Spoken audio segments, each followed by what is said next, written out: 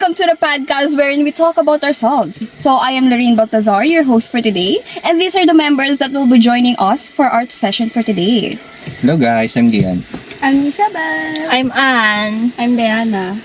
And welcome to Car Talk. Hey, ho, here she go, either a little too high or a little too low, got no self-esteem and vertigo. So since sa City College tayong lahat nagkakakilala, ano yung mga first impression niyo sa isa't isa? Ako kay Diana, first impression ko sa kanya since sa room lang talaga tayo nagkakilala.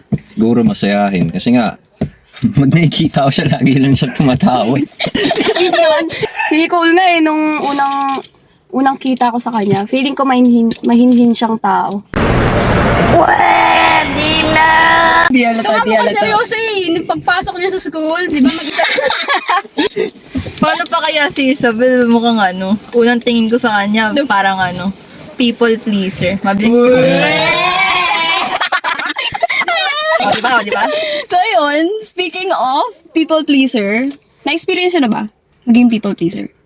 Slight. Pero since sa kanya nagsabi na people pleaser siya, sa inyo mauna. Sa iyo mauna pala. Sa akin palagi, people pleaser ako sa kaibigan, sa relationship, pati sa family.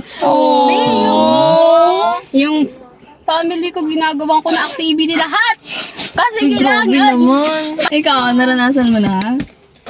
Siguro sa in terms of sa friend, siguro dati nung bata pa ako, kasi nung mga LM days, syempre mga pa nun, isip bata pa, hindi pa alam yung yung mga ganong bagay. Na-realize ko lang siya nitong lumaki na ako. Nung naalala kong, ay ganito pala ako sa mga kaibigan ko dati, doon ko na-realize na people pleaser ako. Ikaw, Diana, na-feel mo na? Yung people pleaser? Oo, nung high school, siguro more on sa friends din, tsaka groupings. Ganun. Bakit? Parang mas inuuna ko kasi yung iba. Ganun. Tapos parang wala akong pake sa Feeling ko dahil hanggang ngayon. Ganun. Tapos iniisip ko ba kung paano ko siya babaguhin. Ikaw. Ako personally hindi, pero sa relationship ko, kasi tawag dito, iniisip ko kung ano yung iniisip ng iba pag magkasama kami lagi ng girlfriend ko eh. Pero personally, na talaga ang pakisasabihin ng iba eh. Kaya ayun, hindi masasabing people pleaser ako personally. Grabe naman yan. Pero kapag may mga tough situations kayo na parang hindi nyo talaga kayang iwasan or talagang may time na kayo yung dapat gagawa, inuuna nyo ba yung sarili nyo or mas nagiging people pleaser kayo? Sige, starting with siguro, with Gian. Starting with you. Kung papapiliin ako, unahin ko sarili ko yung isipin ng iba. Syempre, unahin ko sarili ko. Syempre, kahit ganito lang ako, alam ko naman yung halaga ko eh. Syempre, kaya I will put myself first before others pa rin talaga. Ayun, yun lang simple. Ikaw, Isabel.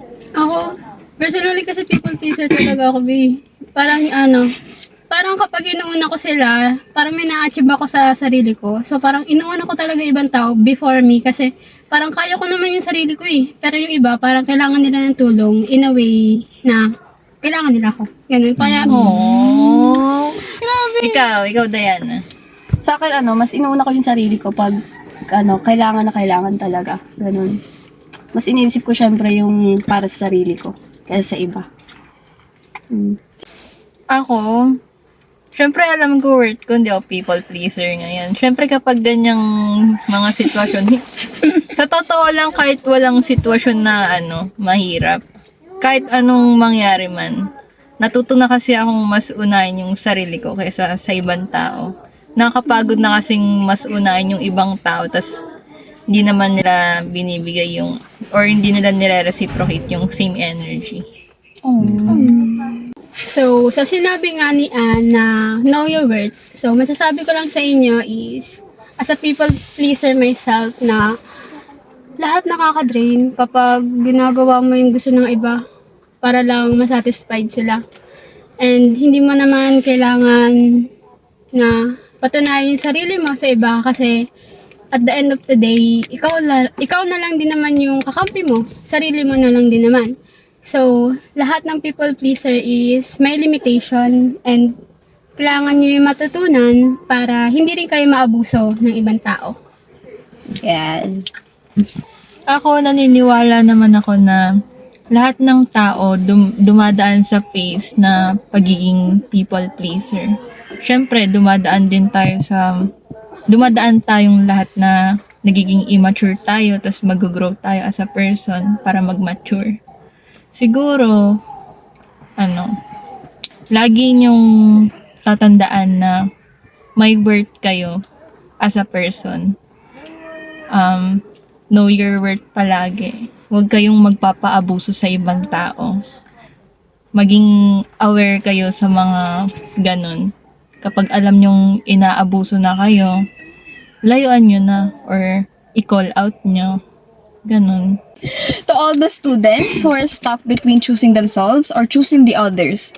So I dare you to explore more, go further beyond sa capabilities nyo. Kasi hindi mo yung ginagawa yan para sa ibang tao. Ginagawa mo yan para sa'yo.